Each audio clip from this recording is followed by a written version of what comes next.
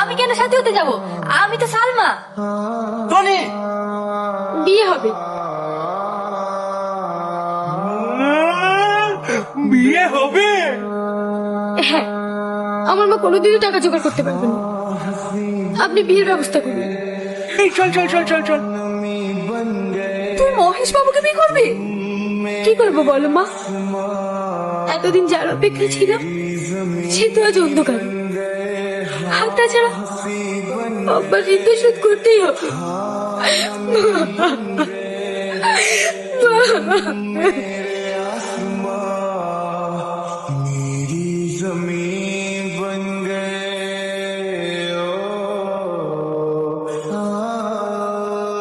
এই রামু, তুই 4 দিনের ছুটি নিয়ে বাড়ি গেছিলি, আজ 1 সপ্তাহ পরে ফিরছিস।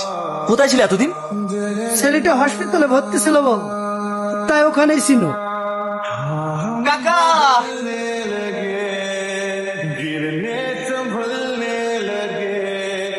এত লেট করলে হয়? আজকে আমার সব থেকে খুশির দিন। তোমার সাথে আমার কিছু কথা আছে। হ্যাঁ বলুন। একটু সাইডে এসো। আমি যে শুনলাম তোমার বিয়ে সালমার সাথে হচ্ছে। হ্যাঁ কাকা, সালমার সঙ্গে হচ্ছে।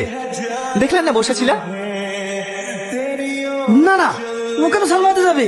ও তো সালমার বান্ধবী। আর ওই মেয়েটা তোর সাথে এসেছিল।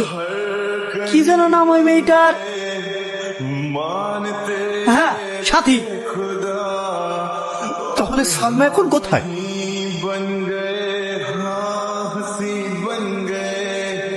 আমি তো সাথীকে ডেকেছি, তুমি আসলে কেন? না মানে আমি কেন সাথে হতে যাব?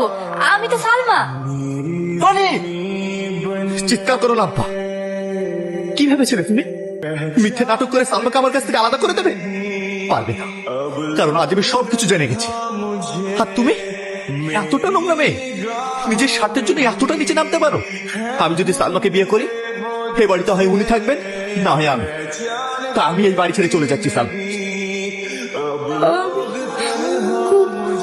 মামা সাহেব, এই বিয়ে হবে না।